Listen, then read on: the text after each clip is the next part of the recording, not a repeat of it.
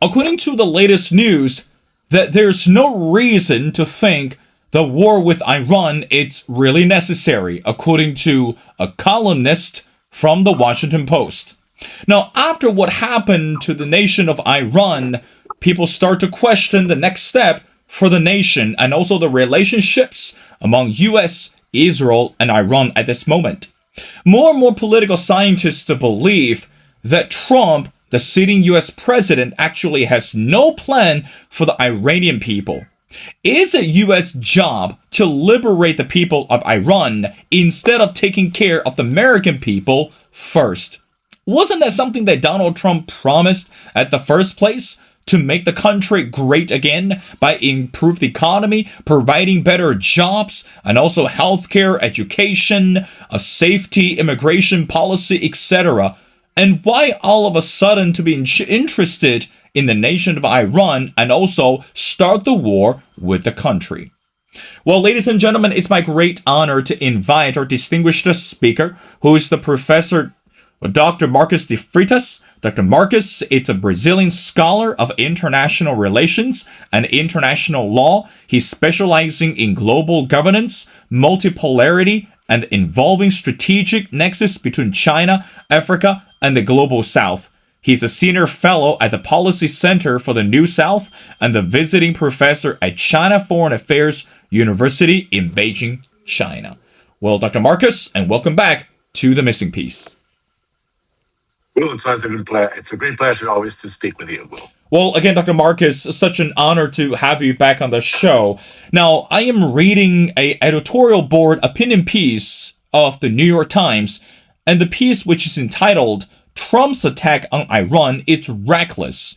As I mentioned before, Dr. Marcus, during the presidential campaign for Donald Trump, to make America great again, it was solely focused on the domestic issues, such as the economy, immigration policy, healthcare, etc. But right now, again, based on what happened, the entire nation, or should we say the entire country, was shifted and changed by what happened over the weekend. Dr. Marcus, let's start with the foundational question. Is it Donald Trump or the U.S. government's job to liberate the people of Iran, or is it way too much for Donald Trump to do so? Let's start with your first thoughts. Will, let me say something, and we have to realize that Donald Trump is a one-term president. Even though he might say otherwise, even though his companions may say otherwise, he's a one-term president, according to the American Constitution. And I do not sense, based on his polls, that there would be the will of the American people to change that. So as a one-term president, the hardest thing that he has to deal with is the American public. Because it'll be hard for him to get the results that he promised. He lost the stick that he had with the tariffs. He also has lost popularity. And so the only place where Trump can be successful, or at least leave an international image of a major reformer, is in the international system. Why? Because there's no resistance. In the United States itself, he will find the Supreme Court, right? That has created a major blow for him in his presidency. However, internationally, what we do observe is that Trump feels unhinged. He feels that he has no limitations on what he can do for a few reasons. First of all, Russia is involved in a conflict in Ukraine that has drained a lot of the power and the resources of Russia. So Russia is in no position to oppose Donald Trump. And China, which could also play a role, doesn't have the profile of intervening or acting directly. China will push multilateral solutions, but China will not, based on its history, and the principles that guide its diplomacy have a direct impact in the case of the United States. So he feels that he has no control. And in order to maximize this, he's busy using the military of the United States. Uh, and the military industry in the US has an enormous power when it comes to lobbying. So whenever he does any actions, he certainly has the support from the military and also the support of those that understand that without the capacity to have a second term, he might as well do some things that somehow will reshape the international order, Hmm. according to Trump's view. The problem is that his worldview and his view of this international order is the one that keeps the United States as the hegemon. And this is a model, this is something that somehow the world has rejected Hmm. in the global south and around the world. So that's why he may push, and he will have vassals like European countries that will follow and do whatever he says. But the resistance is growing. And somehow, with these actions, it basically pushes the United States to the edge of a certain situation that is not good for the US in the long run. Hmm. Dr. Marcus, let's go back to the article that I referred to. Again, as I mentioned before, the editorial board believe that President Trump's approach to Iran is rather reckless, and the article went on to say, and I quote, "The goals are ill-defined. Trump has failed to line up the international and domestic support that would be necessary to maximize the chances of a successful outcome. He has disregarded both domestic and international law for warfare." End quote. Now, Dr. Marcus, you are a specialist and you are the expert on international law. Now, by taking out the head of the Iranian government, again, this was a strategic move. I'm sure that under the Trump guidance or under this whole cabinet meeting or decision. But from the international law perspective, how do we assess such move? And why do you think that even the people within Trump's party started to question, or perhaps have already questioned, the intention of Donald Trump? Again, it's not following the law, it's by different or by personal intention. What do you say to that? Well, there is, according to the United Nations Charter, there is no war of choice. Hmm. And this is a war of choice, right? According to the United Nations, you can only engage in a war for self defense or under authorization of the United Nations Security Council. There is no other way of doing it. Uh, George Bush, unfortunately, came out with that idea of a preemptive war Hmm. in the case of Iraq, alleging that Iraq had weapons of mass destruction, which proved to be a major lie. Hmm. A major lie defended by the Secretary of State calling power before the United Nations Security Council. So that idea of a preemptive strike, when you feel like your enemy has the capacity or is building the capacity to act, and you act preemptively, makes no sense. Because anybody can be doing anything, and then you might feel entitled to act. And that's the same allegation that Putin has used in the case of Ukraine. And you see that the Europeans went ballistic when Putin used the same model and the same kind of narrative. And now Trump is using the same thing based on Israeli support and based on Israeli pressure that Iran was going to have nuclear weapons. No, I always say this, if Iran wanted to have nuclear weapons, they could have done it a long time ago because North Korea, with much less resources, has it. And the issue is that Iran has been disorganized, and the problem is that Israel, in a way, wants to be the hegemon in the region and the only one with access to nuclear weapons. And that's also a challenge because the countries that support this idea today will face the challenges of having in the region a hegemon that has nuclear weapons. So Trump has that issue and that challenge as in his situation, and he has acted not only against international law, as I said to you before, but even domestic law. Mm. Right? He's declaring a war against the country, and without support of the United States Congress. Uh, well, he could win that, right? But with the current situation, and based on what we saw in the State of the Union, he would not get full support of the U.S. Congress, and not even among Republicans, I would say. And finally, what we see in the case of Iran is unfortunately, a book, like, a step by step book that the Americans have followed whenever they want to see regime change.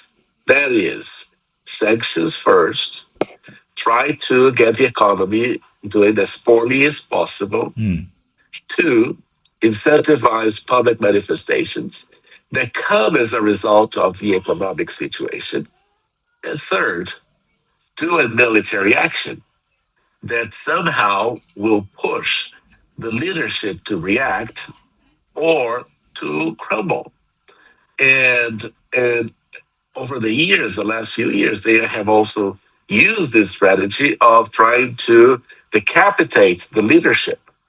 Now, the problem of this playbook that the Americans have used several times is that they never plan the day after. And what we saw in Venezuela, for instance, is a Mm. total lack of planning on the day after. And this has resulted in a very bad situation in Libya, in Afghanistan, and whenever this whenever these measures are implemented, you see that the policy has failed. And that's the real question. Okay, let's change the regime in Iran. Now what? Hmm. Well, Dr. Marcus, let's bring another critical question into our conversation. Again, we talk about Donald Trump's intention and also what you address, as the article mentioned, that how such act was ill planned.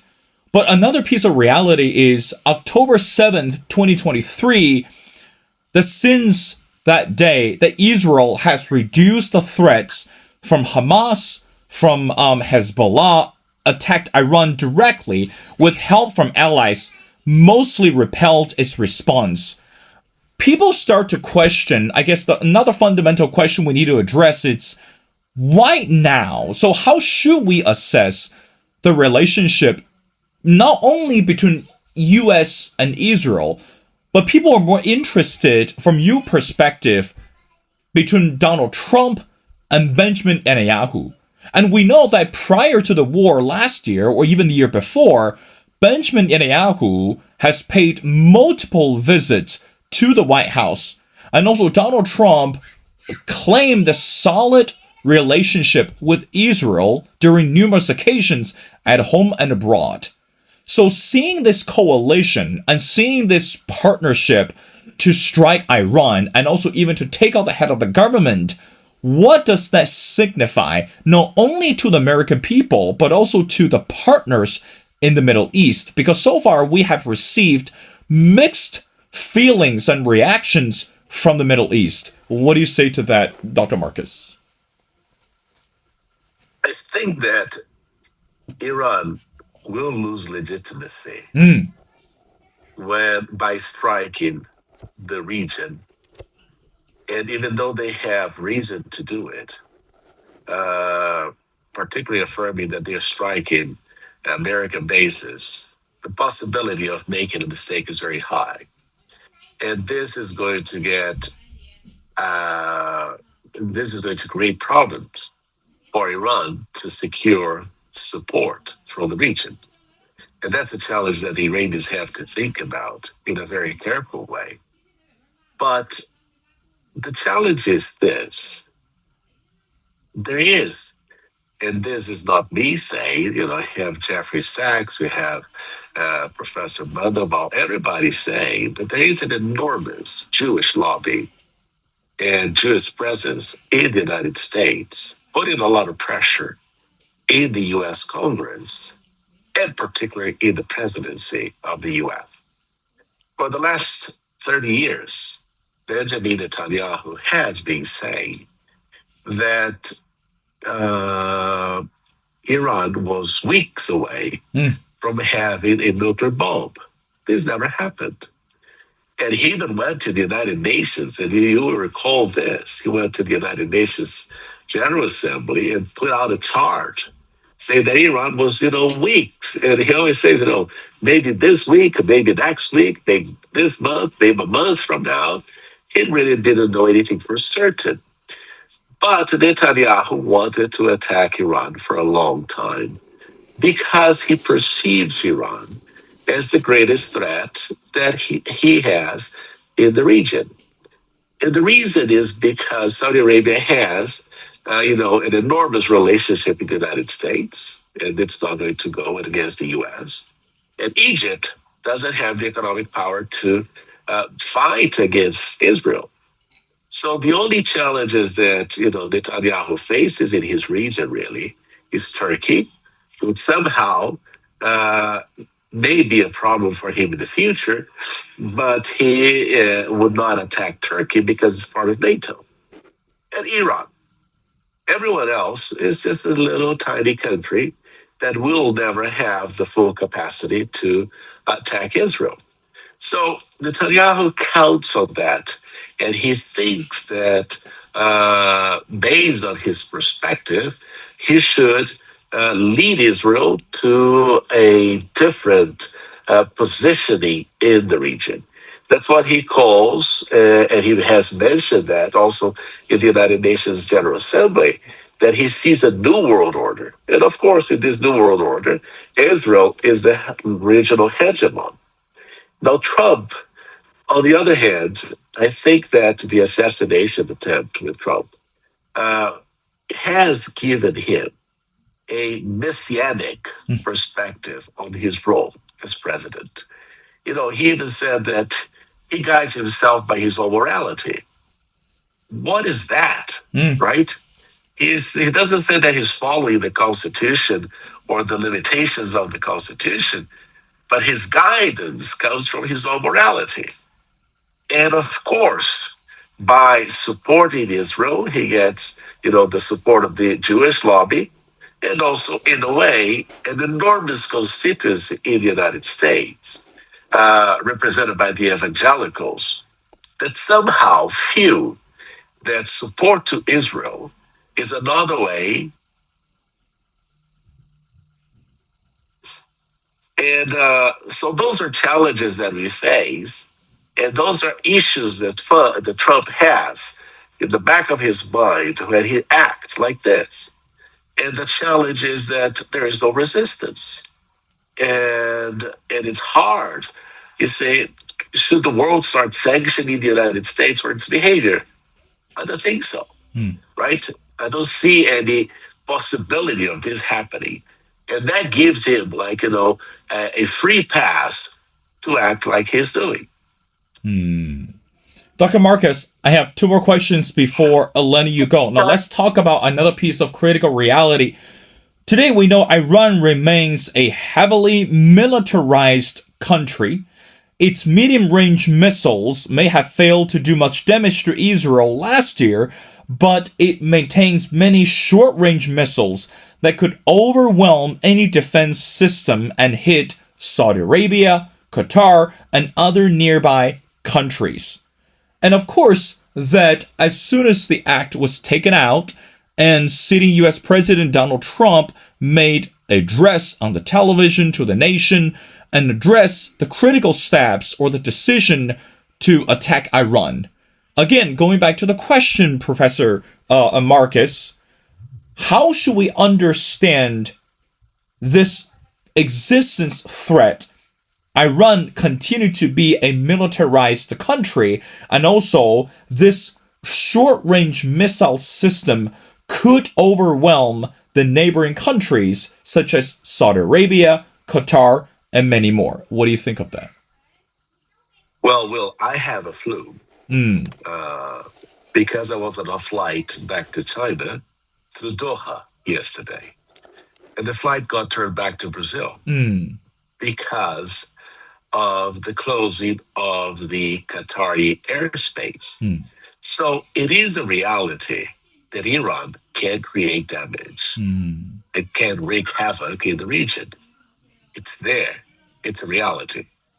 But unfortunate, what you realize is that if you do not have some dissuasion power, considering the behavior of Israel, the United States, Russia, you have concerns about the sustainability of your political regime. Now, looking to my continent, South America, for instance, it's a peaceful region, has had peaceful borders for more than almost two centuries. However, there are no nuclear weapons. mm, It's a no nuclear country area, right? A no nuclearized area. Now, when President Trump announces America for the Americans, a